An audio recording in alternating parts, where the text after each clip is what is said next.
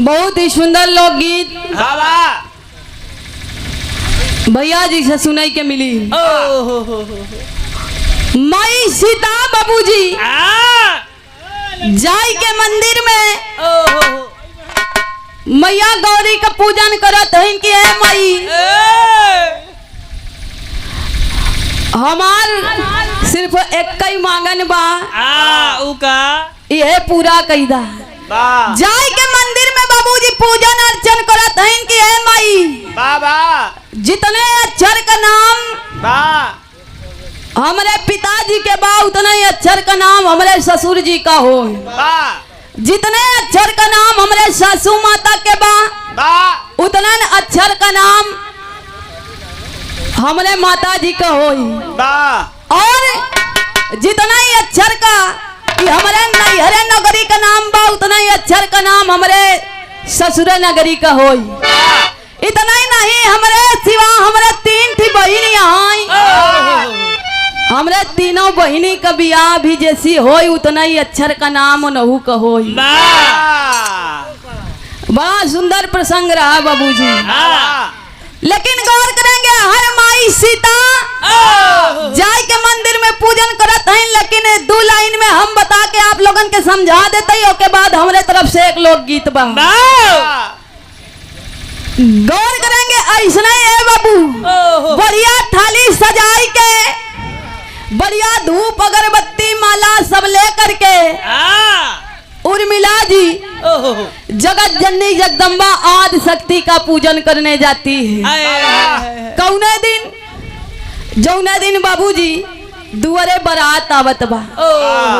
उर्मिला जी के बारात जौने दिन आवत बा वही दिन उर्मिला जी जाय के पूजन करत हईन माई आदि शक्ति जगत जननी जगदम्बा के।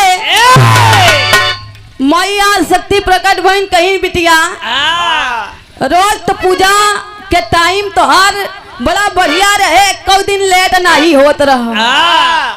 लेकिन आज पूजा में आवई में मंदिर में आवई में लेट काहे होइगा? ए बाबू माई उर्मिला बतावत हईन ए माई माई आज हमरे घरे पे हमार बारात आवत बा। उर्मिला जी बतावत हईन कि आज हमरे घरे पे हमार बारात आवत बा। यही खाती देरी हो गई मंदिर आवई में पूजा करई में। माई आज शक्ति बाबूजी उर्मिला जी के पूजन से प्रसन्न हुई बाबा। खुशी है कि कहीं है बिटिया तोहार शादी हो जाई तू ससुरे जाबू। लेकिन देखा हम एक आशीर्वाद तो के देत होई।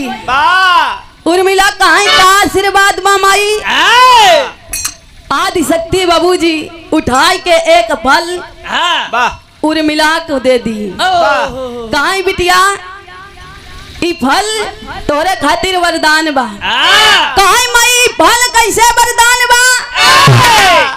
कहीं जब समय आई एक समय ऐसे आई कि प्रभु श्री राम जी का जब वन गमन हो साथे लक्ष्मण जी जाएंगे।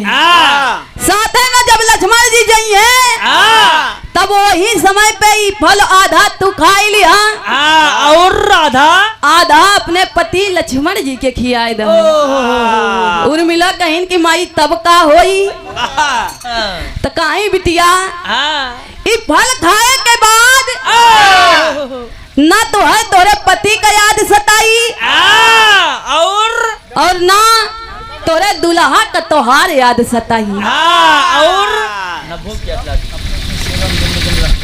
अपने अपने सेवा में दोनों जने रहब्या कौनो गड़बड़ी ना हुई। गौर करेंगे बाबू माई सती बतावत हईन माई आदि शक्ति बतावत हईन कि बिटिया इतना ही नहीं फल खाए के बाद तो हाल दोनों जने का भूख पिरास सब हेराई जाई। गौर करेंगे माई का वरदान पाई के फल पाई के उर्मिला जी आशीर्वाद लई के बाबूजी वही फल लई के आईन। और वो वक्त आया जब प्रभु श्री राम जी का वनगमन हुआ। जब लक्ष्मण जी साथे जाए लगन तो वही फल खियाई दी। आधा फल खुद खाइन आधा फल अपने पति लक्ष्मण जी का खियाई दी। 14 वर्ष बाबूजी बीत गया। लेकिन ना उनके भूख प्यास लाग ना उनके गौर करेंगे आए बाबू। लेकिन वही से पहले एक लोकगीत बा, आप लोग ध्यान लगा के सुनिए, आनंद आई।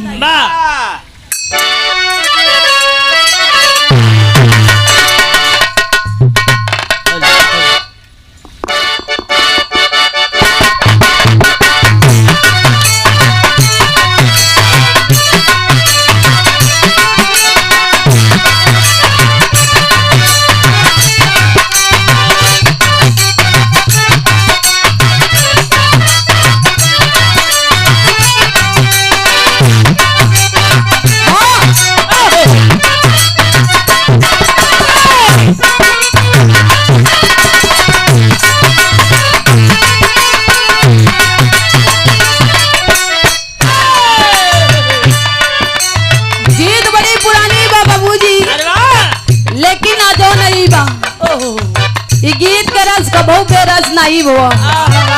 इस गीत को हमारे कुल पूज्य गुरु जी यश जनाब हैदर अली जुगनू गुरु जी गाया करते थे। कैसे? ननद भौजैया दुनऊ एक समपिया दुनऊ के पिया पारी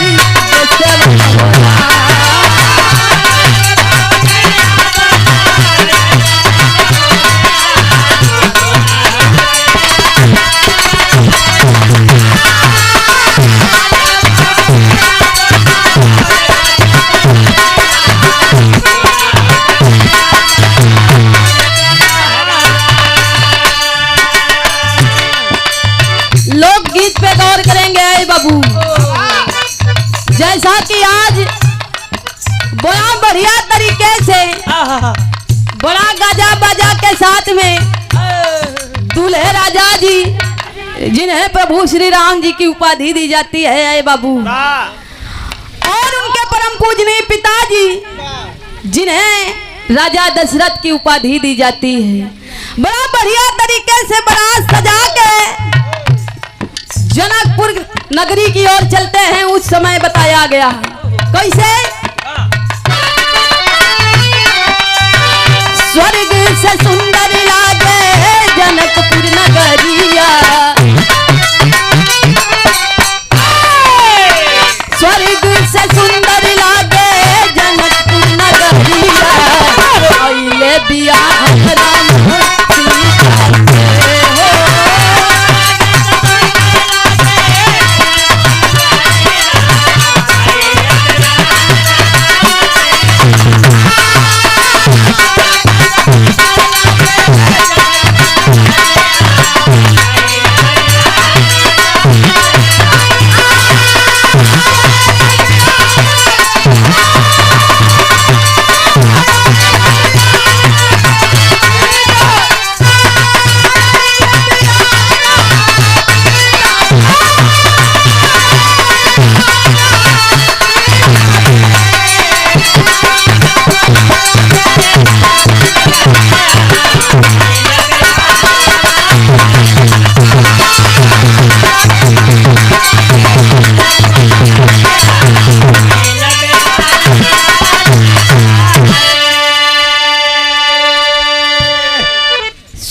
से सुंदर लागे जनकपुर नगरिया, आइले बियाहन राम सीता के।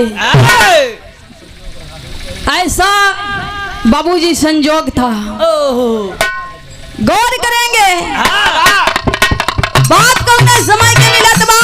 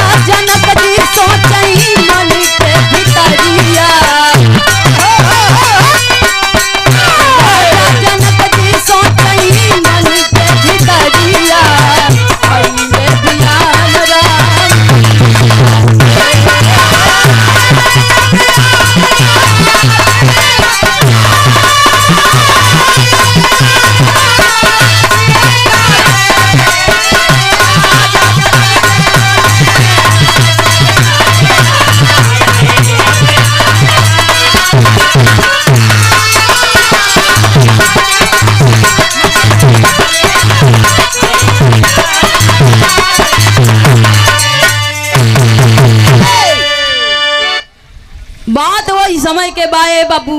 बाबा जब माई सीता बचपन में अपने घरे का साफ सफाई करत रही, माई सीता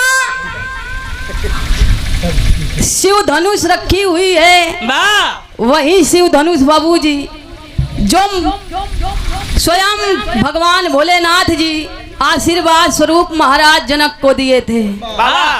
इतनी भारी वो धनुष थी कि कोई उठा नहीं सकता था। बाबू माई सीता घरे का सफाई करत करत एक दिन वही धनुष का उठाई के एक ओरी से दूसरी ओरी रख देती है। महाराज जनक जी अपने आंख से सारा मंजर देख रहे हैं। सोच में पड़ गए महाराज जनक, जिस धनुष को बड़े बड़े बलशाली नहीं उठा सकते हैं, मेरी छोटी सी बिटिया सीता आज इस धनुष को कैसे उठा ली। समझ गए कि ये कोई साधारण कन्या नहीं हो सकती। स्वयं आदि शक्ति जगत जननी जगदम्बा का मेरे घर में आवाहन हुआ है। अरे बाबू, उसी दिन महाराज जनक जी अपने मन में विचार करते हैं और करते क्या हैं?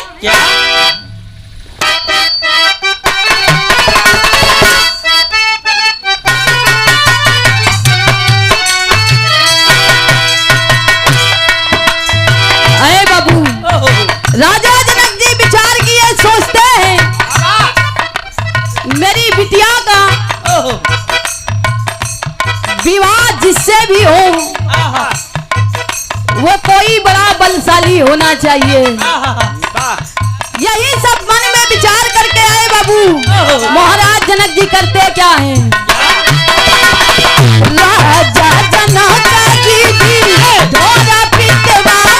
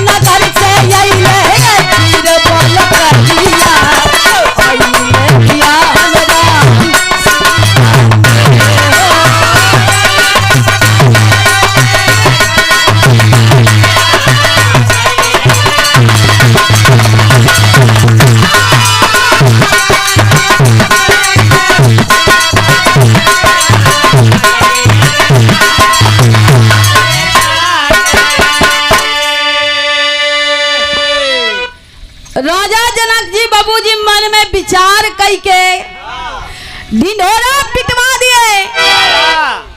मेरी बिटिया सीता का विवाह उन्हीं से होगा जो भी वीर बहादुर बलशाली इस शिव धनुष को तोड़ेगा। अरे बाबू, चारों ओर ये बात धीरे धीरे फैल गई, जगह जगह निमंत्रण पहुंचने लगा। आए बाबू, गुरु विश्वामित्र जी के साथ में राम और लक्ष्मण जी जनकपुर पधारे हैं। होता क्या है, कहना है।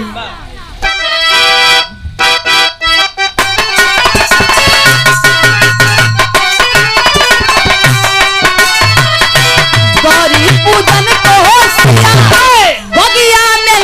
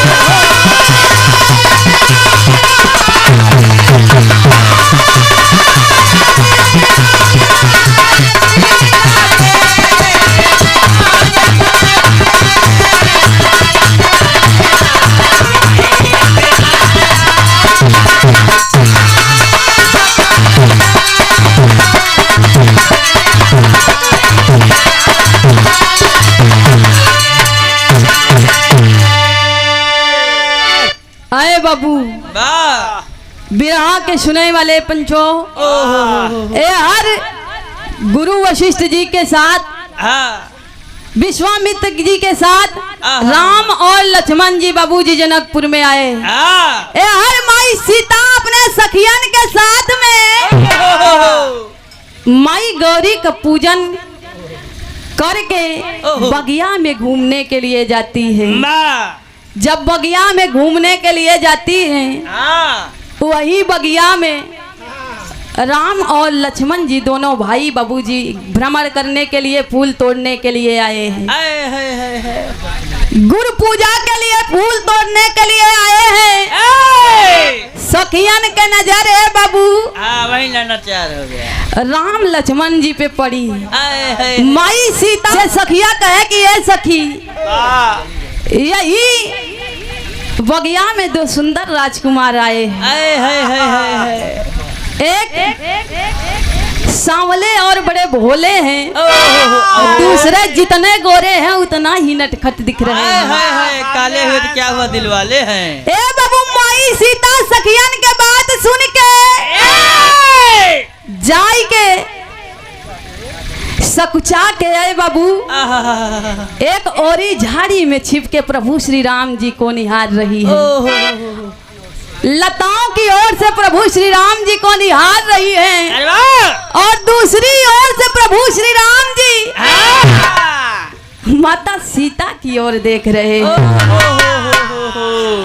बड़ी ही सुंदर लाइन लिखी गई, पुष्प तोड़न गई जब जनक नंदनी, दोनों अखियां लड़ी की लड़ी रह गई। क्या बात है। अरे बाबू, वहीं पे दोनों जन की नजर मिल गई। माई सीता मन ही मन में कही, माई अगर हमारा आराधना सच्ची हो, कबो सच्चे मन से पूजा करे है तो आ जाई से हम प्रभु श्री इन्हीं के खातिर वंदन करत हई। आज से अपने मन में मैंने इन्हीं को अपने पति मान लिया। गौर करेंगे आए बाबू, आगे कहना बा।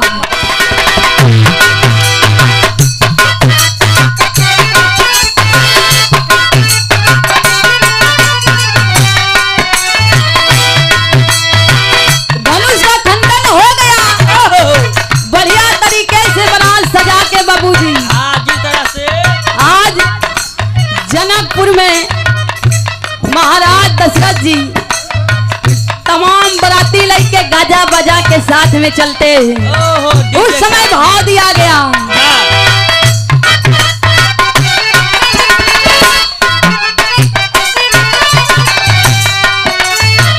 अयोध्या से सज के आई जनकपुर बराती।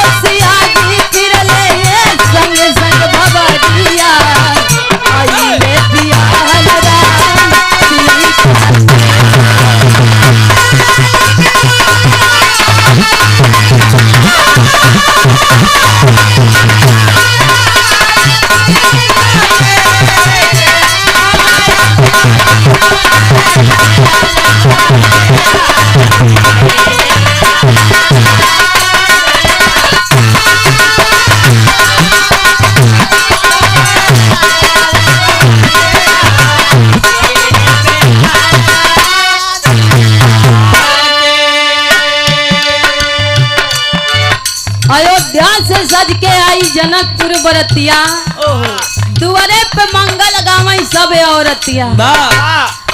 राम और सिया जी संग संग फिरले भवरिया अइले बियाहन राम सीता के। गौर करेंगे आए बाबू, बढ़िया से बारात आई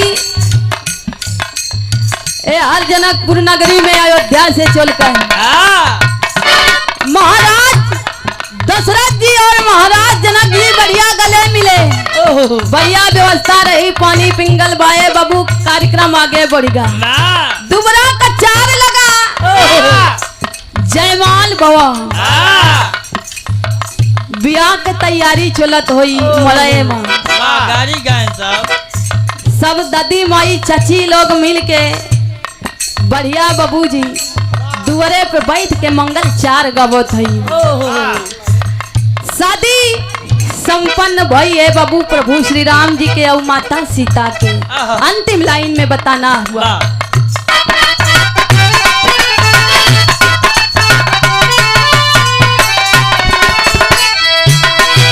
स्वामी गीतानंद तज गईले धाम